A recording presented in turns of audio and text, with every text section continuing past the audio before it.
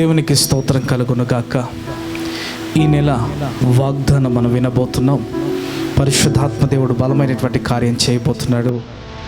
దేవునికి వాక్యంలో చూస్తున్నట్లయితే, వాగ్దానాన్ని చూస్తున్నట్లయితే, యోవేలు 2వ అధ్యాయము 27వ వచనం, 2వ అధ్యాయము 27వ వచనం.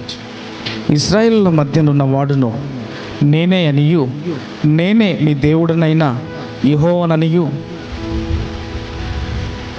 నేను తప్ప వేరే దేవుడును లేడనియు మీరు తెలుసుకుందురు.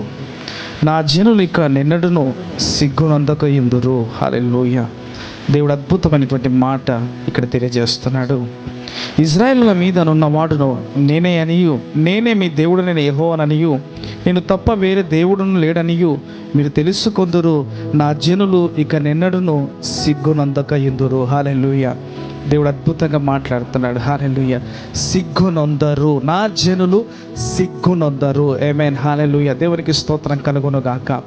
ఇశ్రాయేలు ప్రజలు తమ తోచిన విధంగా వారు ముందుకు వెళ్ళి, తోచిన తలంపుల చేత, స్వంత ఆలోచనల చేత ముందుకు వెళ్ళి సిగ్గుపడినటువంటి పరిస్థితులు ఎన్నో ఉన్నాయి.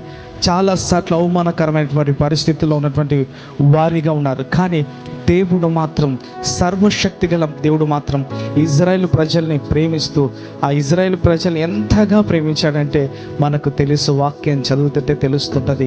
ఆయన ప్రేమ ఉన్నతమైన ప్రేమ. అయినా తను ఎంతగా ప్రేమిస్తున్నాడంటే, చాలాసార్లు తప్పిపోవడం, మరణ రావడం అయినా సరే ప్రభు ఎంతగా ప్రేమిస్తున్నాడంటే, వారిని సిగ్గుపడకుండా చేసే విధంగా వారితో పాటు నేను ఉన్నాను, ఇజ్రాయేల్ ప్రజల మీద నేనున్నాను, దేవుడిగా ఉన్నాను, సర్వశక్తి గల దేవుడిగా ఉన్నాను, నేను తప్ప ఇంకొక దేవుడు లేడు. ఎస్, హల్లెలూయా. ఆయన దేవుడు, ఒకే ఒక్క దేవుడు, మన నిరీక్షణ ఆధారమైనటువంటి ప్రభు. హల్లెలూయా. మనం నమ్మి ఈ వాగ్దానాన్ని చేతపట్టినప్పుడు, ఈ వాగ్దానమును మన నోటిలో పలుకుతున్నప్పుడు వాక్యములు నా జీవం పనిచేస్తుంది. అనేకమైన మార్లు చాలామంది అవమానాల పాలవుతుంటారు. అనుకోకుండా, అర్ధాంతరంగా, అనుకోనిటువంటి పరిస్థితుల్లో కొన్ని మాటలు వినపడుతున్నప్పుడు, కొన్ని మాటలు అవమానకరంగా ఉన్నప్పుడు బాధ అనిపిస్తుంటుంది. కుటుంబంలో కావచ్చు, సమాజంలో కావచ్చు, కుటుంబ సభ్యులు మాట్లాడే విధానం కావచ్చు, భౌతికంగా పరిస్థితులు, అవమానకరమైనటువంటి పరిస్థితులు కావచ్చు. అది ఏవైనా సరే, ఏ అవమానాలైనా సరే, ఏ పరిస్థితుల గుండా నువ్వు వెళ్తున్నా సరే, అప్పుల పాలపై అవమాన పరిస్థితుల్లో ఉన్నావేమో, లేకపోతే అనారోగ్య పరిస్థితుల్లో ఉన్నావేమో, ఏ రకంగా ఉన్నా సరే నేను సిగ్గుపరచనీయకుండా ఉండే దేవుడు నీతో పాటు ఉంటాడు అంటున్నాడు. హల్లెలూయా. ఆయన శక్తివంతుడిగా, బలమును అనుగ్రహించేవాడిగా, శక్తిని అనుగ్రహించే దేవుడిగా ఉన్నాడు.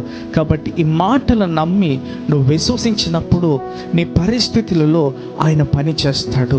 సిగ్గుపడనీయకుండా ఆయన కృపాక్షేమముల చేత నేను కదిలింపజేసే దేవుడిగా ఉన్నాడు. హల్లెలూయా. ఈ నెలంతా కూడా ఈ వాగ్దానం, నీ జీవిత కాలం అంతా కూడా ఈ మాటలు ఆశీర్వాదకరంగా, దీవెనకరంగా దేవుడు మార్చును గాక. హల్లెలూయా. దేవునికి స్తోత్రం కలుగును గాక. ఆమేన్. ప్రార్థన చేసుకుందాం. పరిశుద్ధము నమ్మకమైన తండ్రి, నీకు వందనాలు, స్తుతులు, స్తోత్రం చెల్లిస్తున్నాం. గత నెలలంతా కూడా మీరు కాపాడినందుకే వందనాలు చెల్లిస్తున్నాం ప్రభా. అవును ప్రభా, ఈ నెలలో అడుగుపెట్టి ఉంటుండగా మీ బిడ్డల్ని మీరు దీవించమని, ఆశీర్వదించమని ప్రార్థన చేస్తున్నా.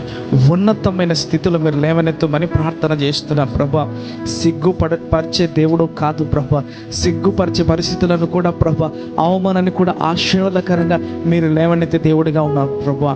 అవును ప్రభా, నేను నమ్మి నేను ఆశ్రయిస్తున్న బిడ్డలను ప్రభా మీరు దీవించమని ప్రార్థన చేస్తున్నాం, ఆశీర్వదించమని ప్రార్థన చేస్తున్నాం. వారి చేతుల కష్టార్జితాన్ని దీవెనకరంగా, ఆశీర్వాదకరంగా ఉంచమని ప్రార్థన చేస్తున్నాం. వారు ఎక్కడెక్కడ అవమాన పాలైపోయినారో, ఎక్కడెక్కడ బాధతో కుమిలిపోతున్నారు, వేదనతో కుమిలిపోతున్నారు, నాన్న ఈ సమయంలో డాడీ, హెవెన్లీ ఫాదర్, పరలోకపు తండ్రి, వారిని మీరు ఆదరించమని అడుగుతున్నాను, వారిని మీరు ఓదార్చమని ప్రార్థన చేస్తున్నారు. నీ మహిమగల బలమైన హస్తము వారిని తాకును గాక, వారిని ముట్టును గాక అని పలుకుతున్నాను. క్రీస్తు రక్తపు కోటలో భద్రపరుస్తూ కృపాక్షేముల చేత నింపమని ప్రార్థన చేస్తూ, సిగ్గుపరిచే దేవుడు కాదని మాతో మాట్లాడినావు, నీకు వందనాలు చెల్లిస్తూ, నీ వాక్యం పని చేయను గాక. అవును ప్రభ, ఈ ఇబ్బందులు అప్పుల పాలైన వారు ప్రతి ఒక్కరిని ప్రభ దరికి చేర్చమని ప్రార్థన చేస్తున్నాను. అప్పిచ్చి వారిగా మీరు లేవనెత్తమని ప్రార్థన చేస్తూ కృపగల నీ హస్తాన్ని చాపమని యేసుక్రీస్తు నామములో ఈ వాగ్దానం ద్వారా గొప్ప మేలులు పొందుకున్నట్లు అడుగుతూ యేసుక్రీస్తు నామములో అడిగి వేడుకొని పొందిన పరలోకపు తండ్రి, ఆమేన్, ఆమేన్, ఆమేన్. దేవుడు మిమ్మల్ని మీ కుటుంబాన్ని బహుగా దీవించి ఆశీర్వదించును గాక. ఆమేన్, ఆమేన్, ఆమేన్.